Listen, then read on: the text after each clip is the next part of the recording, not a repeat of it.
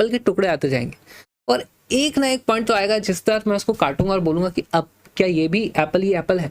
आज हम जानते हैं कि एप्पल बहुत सारे एलिमेंट से मिलकर के बना होगा, तो एक टाइम तो आ जाएगा जब मैं उसको तोड़ता रहूंगा, मैं बोलूंगा अरे मेरे हाथ में सिर्फ कार्बन बचा रह गया, फिर मेरे हाथ में सिर्फ हाइड्रोजन आ गया। तो इस तरीके से फिर क्या मैं उस हाइड्रोजन के अंदर भी कुछ चीज़ें होती हैं तो उसको भी मैं तोड़ने की कोशिश करूं, क्या मैं इसे तोड़ पाऊंगा, या फिर मैं क्या जान सकता हूं कि हाइड्रोजन के अंदर क्या होता है, कार्बन के अंदर क्या होता है, उनके एटम्स के स्ट्रक्चर किस तरीके से होते हैं, उन एटम्स के अंदर क्या होता है। तो वही चीज़ें हम पढ़ने की कोशिश करेंगे एटॉमिक मॉडल्स में। सबसे पहले हमारे पास जो थ्योरी आई थी वो थी डाल्टन्स एटॉमिक थ्योरी, जो 1803, बहुत पुरानी थ्योरी है, 200 साल से भी ज़्यादा पुरानी है। उसमें उन्होंने बोला कि atoms are indestructible and indivisible. जैसे ये एक गोल बॉल हो गई, मान लो ये हाइड्रोजन का एटम है, तो इसको हम तोड़ नहीं सकते, यानी इसके अंदर तोड़ नहीं सकते, यानी इसके अंदर कोई अलग अलग छोटे छोटे पार्टिकल्स और नहीं होंगे, ये एक ही चीज़ है, it is a single unit, और उसको डिवाइड भी नहीं कर सकते, आप उसको तोड़ नहीं सकते कि यार इसके अंदर इलेक्ट्रॉन प्रोटॉन अलग अलग हुआ, ये चीज़ें हम यहाँ पे नहीं कर सकते थे। ऑब्वियसली आज हम जानते हैं कि ये मॉडल गलत है, लेकिन ये फर्स्ट मॉडल था, इसलिए हम इसको आज भी पढ़ते हैं। फिर उसके बाद आया थॉमसन्स प्लम पुडिंग मॉडल, जो कि देखो कितने ज़्यादा साल बाद, 94 सालों बाद ये वाला हमारे पास मॉडल आया। इसमें क्या बोला गया, थॉमसन ने कुछ एक्सपेरिमेंट किए थे, उससे हमें इलेक्ट्रॉन की डिस्कवरी हुई। इलेक्ट्रॉन कैथोड रे जो होती है वही इलेक्ट्रॉन्स होते हैं, तो उसका डिफ्लेक्शन कराया गया। और यहाँ पर देखो इस तरीके से हमारे पास मान लो बैटरी लगा दी है, यहाँ पे काफ़ी ज़्यादा प्लस पॉजिटिव वोल्टेज है, यहाँ पे नेगेटिव वोल्टेज है, तो यहाँ से पॉजिटिव से नेगेटिव की तरफ करंट फ्लो होने लगता है, यानी कि यहाँ से इलेक्ट्रॉन्स इस तरफ जाते हैं, और यहाँ पे हमने लूप बना दिया तो इलेक्ट्रॉन यहाँ से सीधा निकल जाता है। अभी हमारे पास इलेक्ट्रॉन्स की बीम आ जाती है, इलेक्ट्रॉन की बीम आ गई, यानी इलेक्ट्रॉन का कुछ चार्ज होता है, हमें पता है, इलेक्ट्रॉन का कुछ मास भी होता है। अब यहाँ पे मैं कुछ मैग्नेटिक फील्ड, इलेक्ट्रिक फील्ड इस तरीके से लगा सकता हूँ कि उसका मैं रेडियस पता कर पाऊंगा।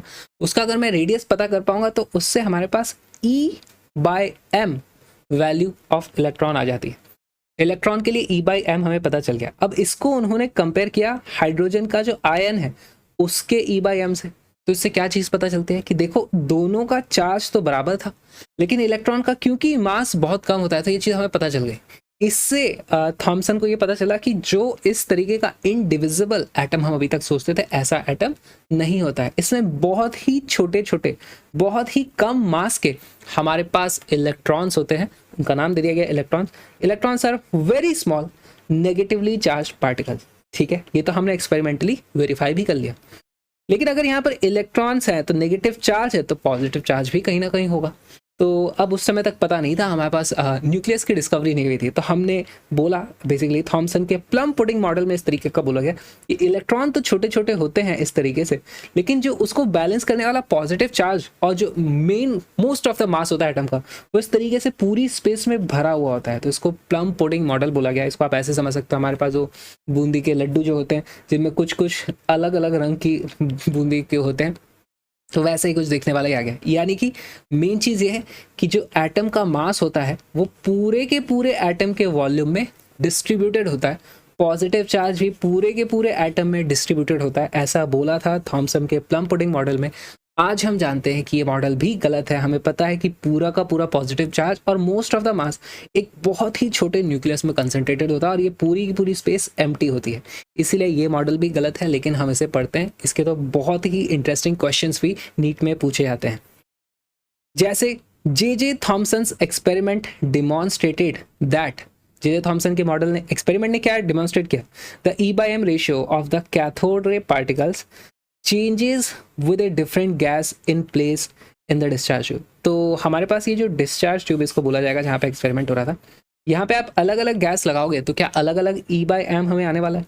यहाँ पर हमारे पास जो कैथोड रे आती है उसमें जाता तो है इलेक्ट्रॉन, और इलेक्ट्रॉन जाएगा तो इलेक्ट्रॉन के लिए चार्ज और मास का रेशियो सेम रहने वाला है, यानी कि हमारा E/m का रेशियो सेम ही रहता है सभी के लिए, तो ये आंसर नहीं होगा। Cathode rays are streams of negatively charge ions, तो ये तो हमें पहले से पता था, तो जे थॉमसन ने ये नहीं बताया।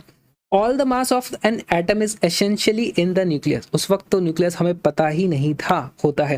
The E/m of electron is much greater than the E/m of protons. Yes, this is the correct answer. Thomson के एक्सपेरिमेंट में E/m की वैल्यू पता करी थी, उनको चार्ज अलग से नहीं पता था, उनको मास अलग से नहीं पता था, उन्हें E/m रेशियो और उसको कंपेयर किया गया था, तो ये बहुत ही इंपॉर्टेंट पॉइंट है। नेक्स्ट क्वेश्चन देखते हैं। Who indirectly determined the mass of the electron by measuring the charge of the electron.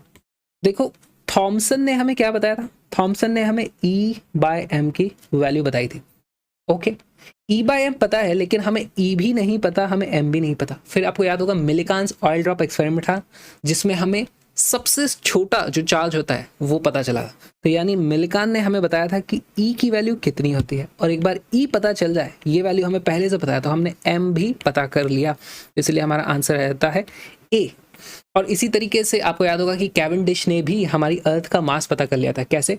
Force जो लगता है ग्रेविटेशनल फोर्स, उसकी वैल्यू कितनी होती है, G mass of earth into m divided by radius of earth का स्क्वायर।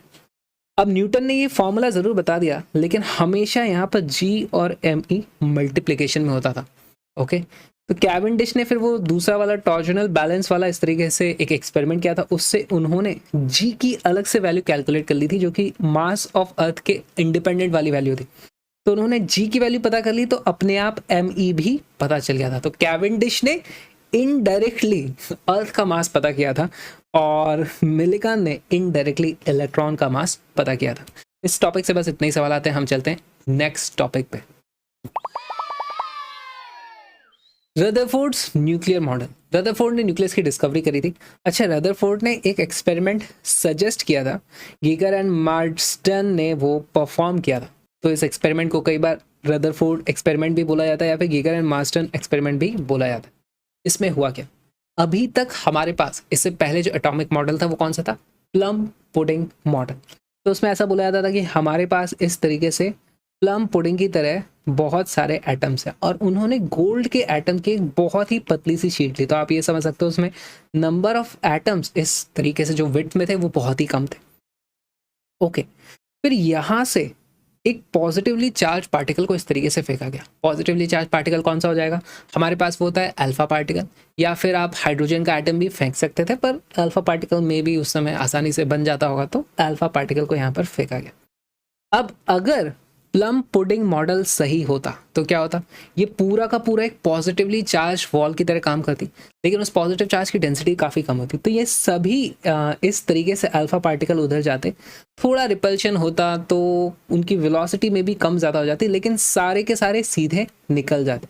सभी को इस तरीके से सीधे निकलना होता, लेकिन ऑब्जर्वेशन क्या आई कि बहुत सारे तो इस तरीके से सीधे निकल जाते हैं, लेकिन कुछ फिर इस तरीके से डिफ्लेक्ट होने लगे। ये देखो ऐसे, ये ऐसे डिफ्लेक्ट कैसे हो सकते हैं। और ये भी देखा गया कि कुछ तो एकदम यहाँ से जाते हैं और ऐसे कैसे सीधे 180 डिग्री पर डिविएट होकर के आ जाते हैं। तो ये क्यों हुआ, ये सिर्फ तब पॉसिबल है। देखो यहाँ से हमारे पास एक अल्फा पार्टिकल गया था इस तरफ, अगर एक पॉजिटिवली चार्ज पार्टिकल इस तरफ किसी वेलोसिटी से जा रहा है और वो वापस रिपेल होके आ गया, यानी यहाँ पर उसकी टक्कर किसी बहुत ही भारी पॉजिटिव चार्ज से हुई है, नहीं तो वो वापस नहीं आता, वो दोनों मिलकर के आगे चले जाते।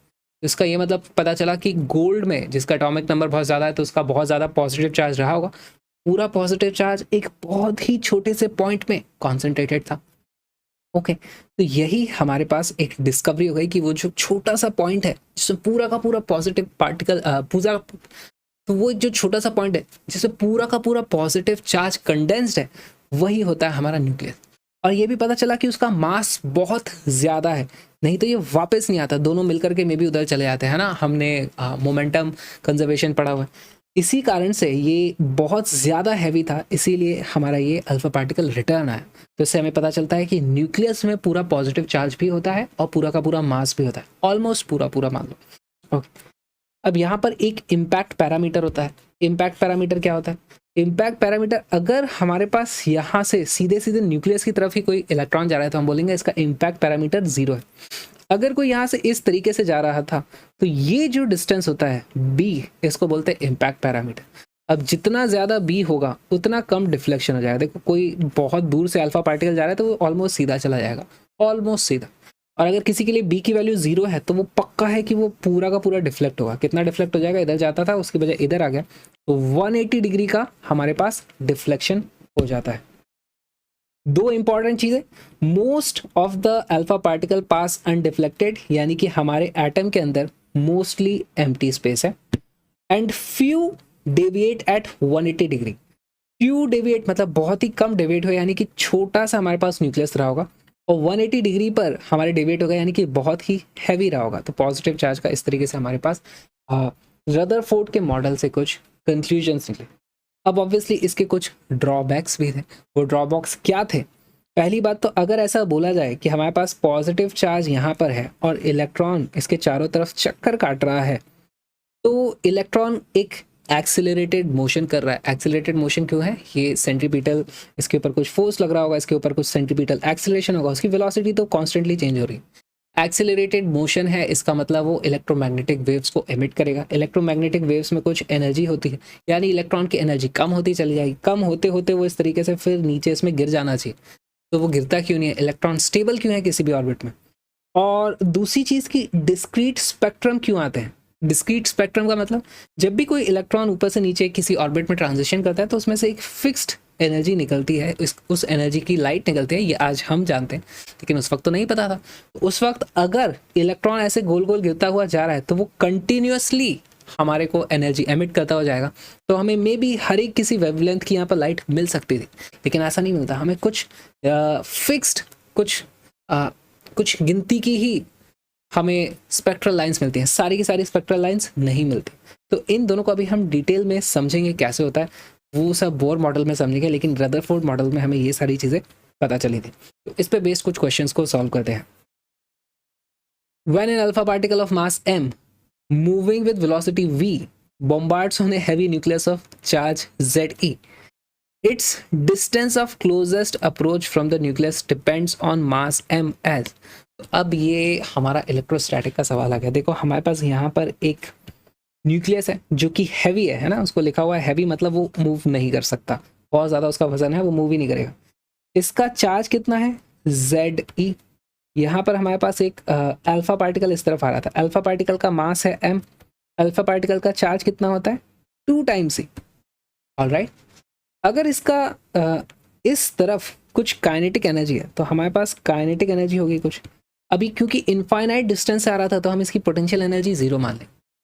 फिर इवेंचुअली ये यहाँ पर जाएगा और एक मिनिमम इनके बीच में डिस्टेंस हो जाएगा इस तरीके से, क्लोजेस्ट अप्रोच का उसे डिस्टेंस बोला जाएगा। और इस वक्त क्योंकि ये इससे ज़्यादा आगे नहीं जा रहा है, यानी यहाँ पे इसकी वेलोसिटी 0 हो गई, उसके बाद फिर से रिपेल होकर वापस आएगा। तो यहाँ पर काइनेटिक एनर्जी की वैल्यू हो चुकी है 0। यहाँ पर काइनेटिक एनर्जी कितनी थी? Half mv²। अच्छा, यहाँ पर पोटेंशियल एनर्जी कितनी थी? यहाँ पर पोटेंशियल एनर्जी थी 0, क्योंकि इनफाइनाइट डिस्टेंस है तो पोटेंशियल एनर्जी 0 हो जाती। यहाँ पर पोटेंशियल एनर्जी कितनी हो जाती? हो जाएगी k q1 q2 upon r। k q1 की वैल्यू है 2a, q2 की वैल्यू है Za अपॉन डिस्टेंस d। अभी इनिशियल कंडीशन है, फाइनल कंडीशन है। यहाँ पर kinetic energy plus potential energy is equal to यहाँ की kinetic energy plus potential energy. हमारी टोटल एनर्जी को बैलेंस कर देंगे हम, तो हमारे पास आंसर आ जाता है half mv² plus 0 is equal to 2ke² z upon d plus 0। यहाँ से हमारे पास आ जाता है d की वैल्यू आ जाती है 4ke² z अपॉन mv²। हमसे पूछा मास के किस तरीके से वो प्रोपोर्शनल है, तो हमारे पास प्रोपोर्शनैलिटी में आ जाता है 1/m। देखो मास के इन्वर्सली प्रोपोर्शनल है। बहुत ही सिंपल क्वेश्चन था। नेक्स्ट सवाल देखते हैं। An alpha nucleus of energy half mv² bombards a heavy nuclear target of charge Ze. Then the distance of closest approach for the alpha nucleus will be proportional to। तो हमारे पास again हमें फिर से same calculation करनी है पिछले question जैसी ही। हमारे पास इनिशियल काइनेटिक एनर्जी थी हाफ mv², पोटेंशियल एनर्जी थी 0, बाद में पोटेंशियल एनर्जी बन जाएगी कुछ, काइनेटिक एनर्जी 0 आ जाएगी, पोटेंशियल एनर्जी कितनी हो जाएगी? a q1 यानी कि 2e इंटू q2 की वैल्यू है Ze डिवाइडेड बाय d। यहाँ से हमारे पास वैल्यू आती है d is equal to 4kZe का स्क्वायर अपॉन mv²। यहाँ से हमारे पास then the distance of closest approach for the alpha nucleus will be proportional to। इनमें से किसके प्रोपोर्शनल आ रहा है? हमारे पास देखो अगेन 1/m, सेम आंसर आ रहा है। ये Ze और v² और इनके नहीं आ रहा हमारा आंसर, तो C is the correct option. Next question देखते हैं। In Rutherford's scattering experiment, When a projectile of charge Z1 and mass M1 approaches a target nucleus of charge Z2 and M2, the distance of closest approaches are not. The energy of the projectile is directly proportional to Z1 Z2. इसको कैसे solve करोगे? देखो energy क्या होती है, energy होती है half M1 V1 square रही होगी, okay, which is equal to, बाद में क्या बन जाती है, वो पोटेंशियल एनर्जी बन जाती है, यानी के Q1 की वैल्यू कितनी है Z1E, Q2 की वैल्यू कितनी है Z2E, डिवाइडेड बाय हमारे पास उन दोनों के बीच में जो डिस्टेंस आ जाता है कि Q1 Q2 अपॉन R, हमारे पास आंसर हो जाता है। तो यहाँ पर काइनेटिक एनर्जी जो हमें पता करनी थी, ये E ना, यही वैल्यू तो पता करनी है, E की वैल्यू आ जाती है E इज इक्वल टू के E square Z1 Z2 upon D। यहाँ पर Z1 Z2 के प्रोपोर्शनल है, option number A is the correct answer. Next question देखते हैं। In Rutherford scattering experiment what will be the correct angle for alpha scattering for an impact parameter b is equal to 0। तो देखो हमारे पास यहाँ पर एक बड़ा हैवी सा न्यूक्लियस रखा हुआ है, यहाँ पर एक छोटू सा पार्टिकल इस तरीके से आता है v वेलोसिटी से, और इसके लिए b की वैल्यू 0 है, यानी वो एकदम उसी को लाइन में सेंटर ऑफ मास वहीं पर अटैक करने वाला है। तो ये ऐसे जा रहा था और ऐसे के ऐसे ही रिटर्न आ जाता है।